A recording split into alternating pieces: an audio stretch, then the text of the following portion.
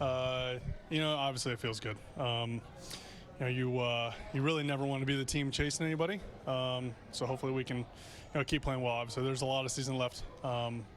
But when you're playing good baseball against really good teams and you're coming out on top, it just seems to feel a whole lot better. Did it feel like a big game to you, Kyle? Did it feel like this was a real pennant race game? I mean, yeah. Just because we know the two teams involved, obviously, and where we're at. I don't think we came into it thinking anything different, thinking that it was must win or really important to prove anything.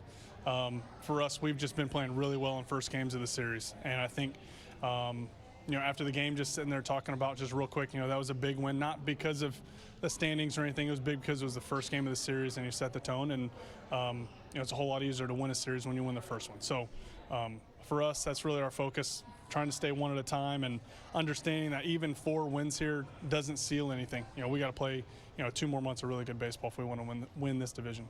When Felix goes back out to the 10th, just how much faith do you have in him he's going to get the job done there?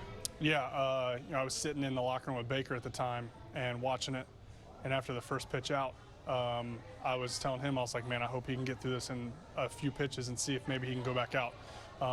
You never want to burn a guy. I don't know what his situation is going to be tomorrow, obviously, but you never want to, go into the next day with either your closer not available or less than, ready.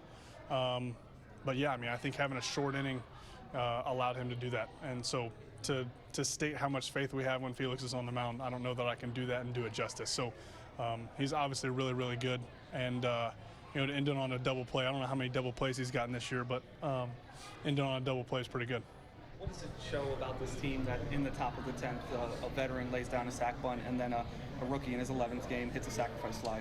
Yeah, it's a lot of guys on this team that are really, really good and know how to get a job done. And when we were playing early in the season, really outside of that 10-game stretch that we've talked about where we didn't play our best baseball, that's what we've been doing. And that's how you compete for a division. That's how you put yourself in a position to make a postseason run, as you do the little things really well and consistently against a really good team. If you look back at that game, there's so many defensive plays that if we don't make, that game swings one way or the other. If you look a lot of places, if we don't make a pitch, that game swings one way or the other. If you want to beat good teams, you have to do the little things right. And obviously when we're playing our best and we're doing that, we have the chance to beat anybody.